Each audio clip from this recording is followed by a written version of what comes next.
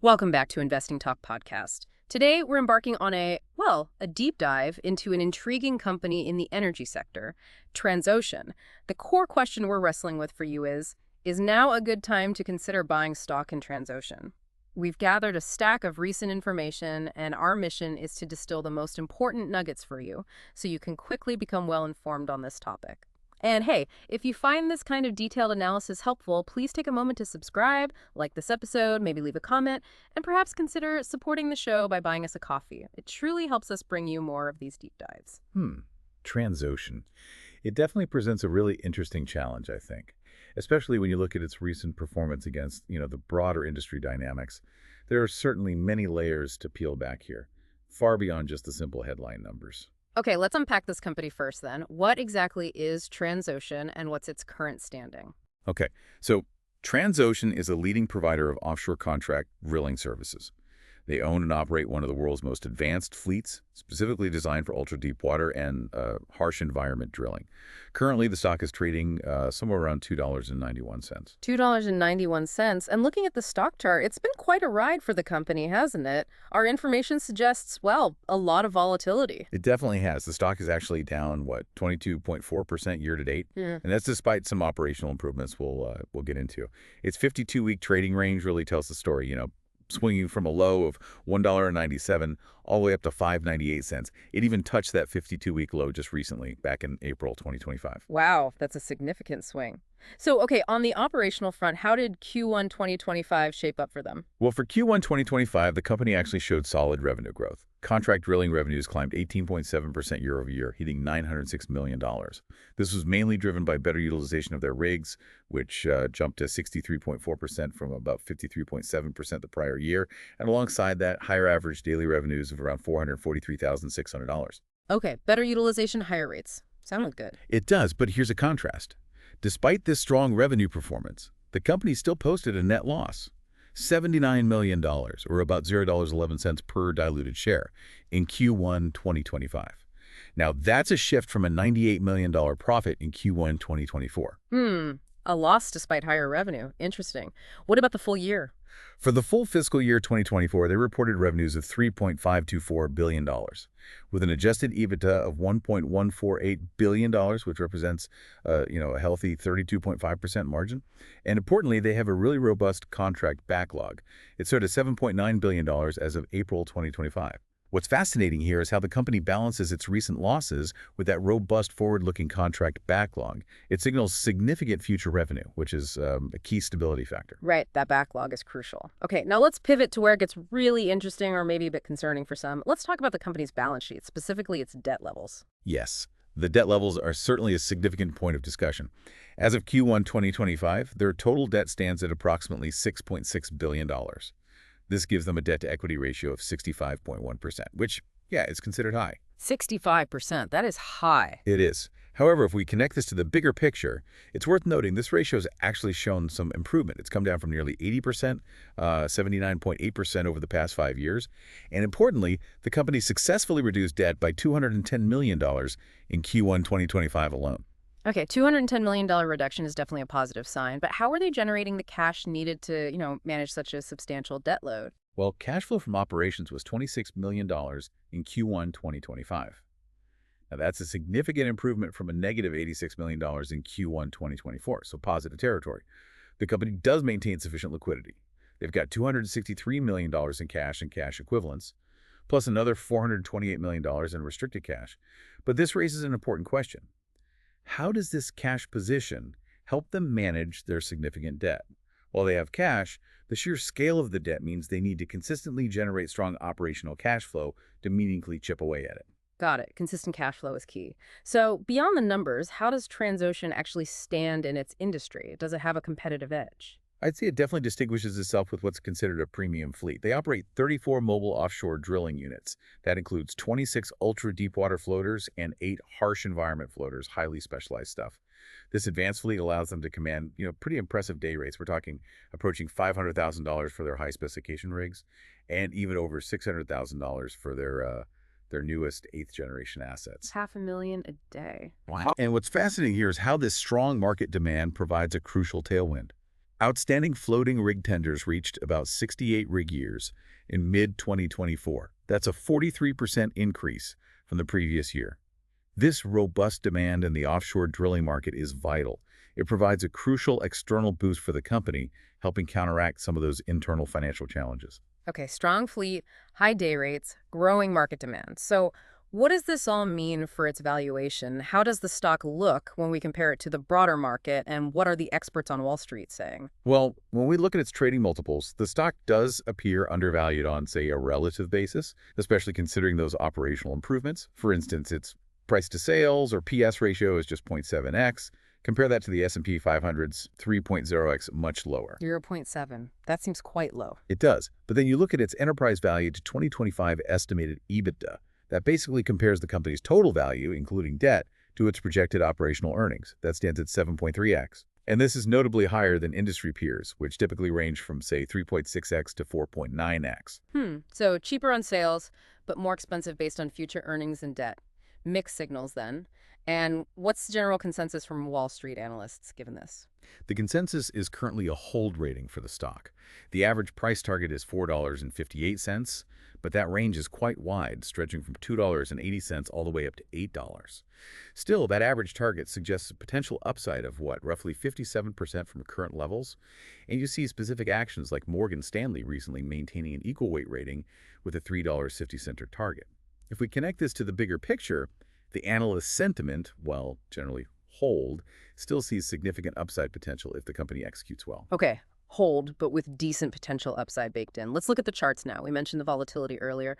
What do the technical indicators tell us about the stock's recent movements and what could be next potentially? Right, the stock certainly carries high volatility. We mentioned that beta of 2.53. Anything over 1 suggests it tends to be, significantly more volatile than the overall market. Looking at current technical indicators, the Relative Strength Index, or RSI, is at 52.73. That's pretty neutral. The VAX-CD indicator, though, is at 0.156, which gives a bullish signal. Bullish max DD, neutral RSI. Correct. But the moving averages themselves show mixed signals. You've got short-term bearish crossovers, but medium-term bullish ones. Key levels to watch. Support seems to be around $2.16, with resistance at $2.38. What's fascinating here is how these mixed technical signals really reflect the underlying uncertainties. While that MACD offers a bullish hint, the overall bearish technical rating, largely due to that high volatility, suggests caution, especially for traders looking at the short term. Makes sense. Caution is warranted with that kind of volatility. Now, beyond the core financials and market position, what's been happening with Transocean recently that could sway investor sentiment? Any key developments? Yes, there have been several notable recent developments. In June 2025, the company announced a bond exchange program. They're converting about $157 million in bonds into shares at an average price of $2.63. Also in June, they secured a $100 million contract option for their Transocean Spitsbergen rig up in Norway. That's positive news. Okay, debt reduction via equity, new contract. What else? Well, on the other side, in May 2025, the company announced an expected Q2 non-cash impairment charge. It's pretty large, $1.1 to $1.2 billion. And this is related to rig disposals. Essentially, it's an accounting write-down. These older assets aren't considered worth what they were on the books. It impacts their reported book value, but it doesn't, directly affect their immediate cash flow. Right, a billion-dollar write-down, even non-cash, is significant news. How have analysts and insiders reacted to all these developments? Well, if we connect this to the bigger picture, recent analyst actions show quite mixed sentiment. You've had some firms downgrading the stock to sell, while others are sticking with their hold ratings. Insider activity also presents a clear contrast. You've seen significant buying by large shareholders. Perestroika, for instance, purchased 7 million shares for over $35 million in 2024. Big institutional buying. Yes, but then you have executive Roderick James McKenzie, who has been systematically selling shares throughout 2025. And adding another layer, short interest remains quite high, at 18.24% of the float. That indicates a notable bearish sentiment among many institutional investors. This raises an important question. What does it tell us when large, maybe long-term focused shareholders are buying in, but some executives are selling, and a significant chunk of institutional money is actively betting against the stock? It really points to a deep division in market perception. Absolutely. Conflicting signals all around. So, as we look ahead, what's on the horizon? What could either fuel or hinder Transocean's progress? Let's look at upcoming catalysts and the inherent risks. Okay, near-term catalysts. First up is the Q2 2025 earnings report, expected around July 30th. The consensus EPS estimate is currently 0 more 1 cents. Those Q2 results will also include that big non-cash impairment charge we just talked about, the $1.1 to $1.2 billion one. And ongoing discussions for additional long-term contracts in key markets, those would always be positive catalysts if they land them. And longer term. Longer term, the industry itself offers potential tailwinds. The offshore drilling market is projected to grow something like 6.78% CAGR, reaching maybe $108.51 billion by 2030. Stable oil prices, particularly Brent crude in that $70 to $80 range, definitely support offshore drilling economics. There's a growing focus on deepwater projects, which often have long lead times, 12 to 18 months, indicating sustained demand might be there. Okay, potential growth catalysts.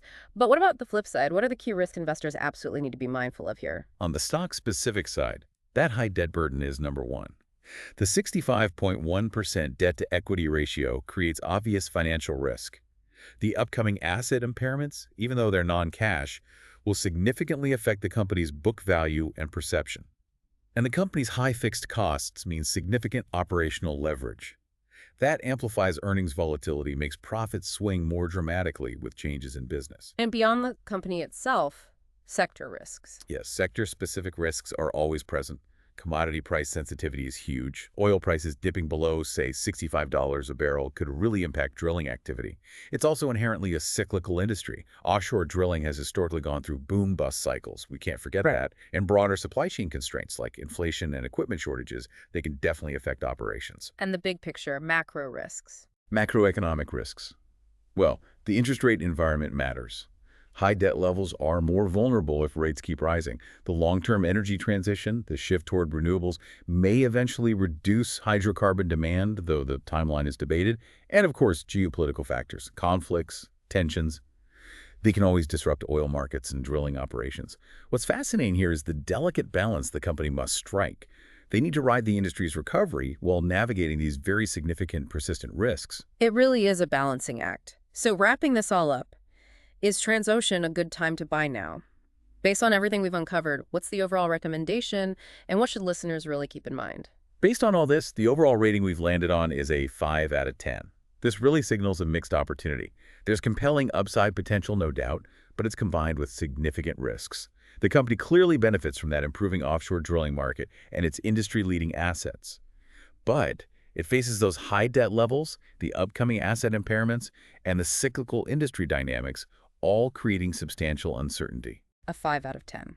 So for whom might the stock be a, let's say, a suitable consideration? Who's the target investor here? I'd say this stock is probably better suited for long-term investors, someone with maybe a 3 to 5 year horizon, investors who are prepared to weather the cyclical nature of offshore drilling, those who believe the potential for a continued industry recovery, and importantly, who can tolerate high volatility and execution risk. For short-term traders, extreme caution is advised due to that high volatility, the beta of 2.53, and those upcoming negative catalysts like the impairment charge. Okay, caution for short-term, potential for long-term if you can handle the ride. And for those risk-tolerant investors who might be considering an entry, any practical guidance. Entry points, stop losses. Well, for a more conservative entry, you might look at the $2 to $2.30 range. That's near its 52-week lows and where there's some technical support. A more aggressive entry. Perhaps current levels, $2.30 to $2.65, might appeal to momentum players, but that carries more immediate risk. A suggested stop-loss level could be around $1.85, just below that 52-week low support. Protects downside. For take-profit levels, a first target might be $3.50, kind of aligning with some analyst views. A second target may be $4.50, where there's technical resistance. And given the volatility, position sizing is key. Limit it to maybe 1–2% of your portfolio. Don't bet the farm. If we connect this to the bigger picture, the investment thesis really hinges on two things happening together: the offshore drilling recovery continuing, and Transocean successfully managing its balance sheet and operational challenges. Both need to work out. This raises an important question for you, the listener. How does the detailed information, all these pros and cons, align with your personal risk tolerance and your broader investment goals? That's a truly comprehensive breakdown. And it really highlights the complexity here, doesn't it? Evaluating a company like Transocean. We've seen clear opportunities from the improving market and their premium assets, but also, significant headwinds with the debt, the write-downs, the cyclical nature of it all. Thank you for making sense of all that for us and for you, our listeners. It's invaluable information for anyone trying to make an informed decision here. Happy to help frame it. And maybe a final thought for the listener to mull over. Considering the long-term energy transition, how might the increasing global demand for energy, which isn't going away, quickly juxtaposed with the accelerating push for renewables, ultimately shape the future landscape for deep-water drilling companies like Transocean over the next decade? It's a complex interplay. What a thought to leave us with. The long-term picture indeed. Thank you again, and thank you for joining us on this deep dive into Transocean. We hope you feel much more informed and confident about navigating its investment potential now. Keep exploring, keep asking questions, and stay curious. We'll catch you next time.